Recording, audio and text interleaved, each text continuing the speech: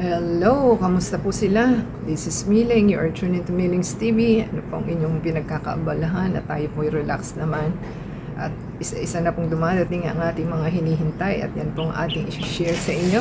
Walang iba kundi ang demo po natin na ating purchase at ganyan pong itsura na kanilang mga packages.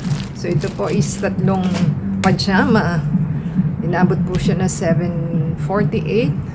Parang 250 ang isa. So, yan po ang ating i-check kung tama po ba. So, ating pong isanitize ang ating item. Fresh na fresh. Kaaabot lang. Pangalawa na po ito. Na for today. From 10 moon. So, nag-rush din po sila para po for the holiday season.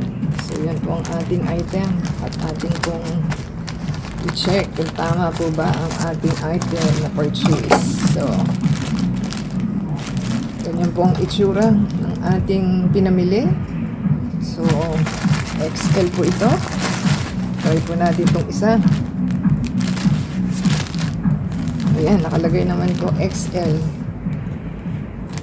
So, parang sa ano lang din po, sa Landmark. Ganito rin halos yung kanilang item. Ayan. So, wala siyang adjustable na tali. So, XL naman po siya. Ganyan yung kanyang itsura. So, ganyan po ang ating item. Ganyan kalaki. So, parang ano lang parang large lang. Parang medium. So, mukhang maliit yata So, wala po siyang adjustable. Wala siyang wala siyang tawag nun, tali. So, ito po is medyo makapal kaysa sa Landmark. Iba rin yung tela niya. So, hindi na tayo kumuha sa Landmark. Ay, kumuha rin po pala tayong dalawa. So, marami na siyang pajama. Atin pong tingnan yung isa pa. Kasi tatlo po ito.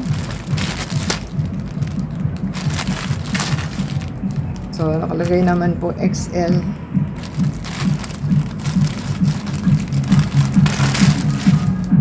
Gandang packaging ni seller dahil nilagyan lang ito ng ng panali. So, hindi siya natatanggal. Nilagyan lang niya ng ribbon. Pero hindi siya natatanggal. Wala naman siyang ano ba yan?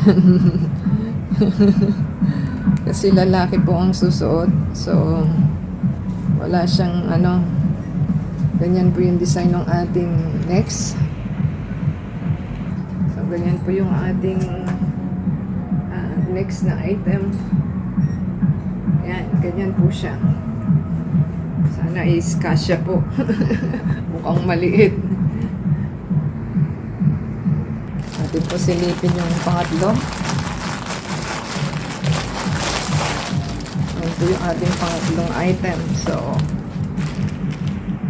ano naman po siya? XL.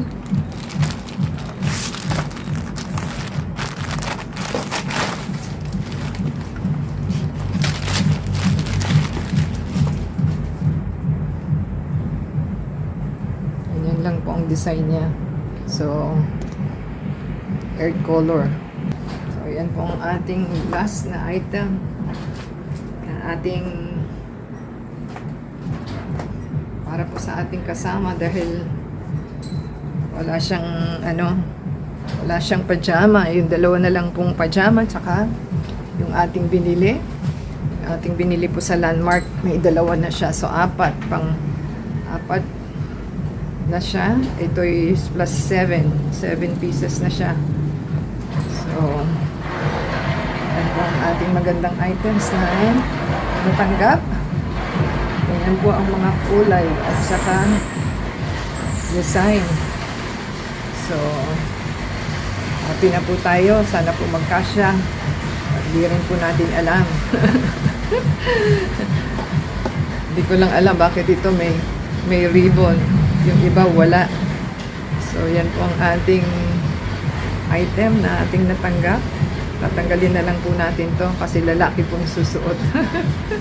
So, di ba sa thumbs up po, comment down below sa ating purchase na Temu pajama for men.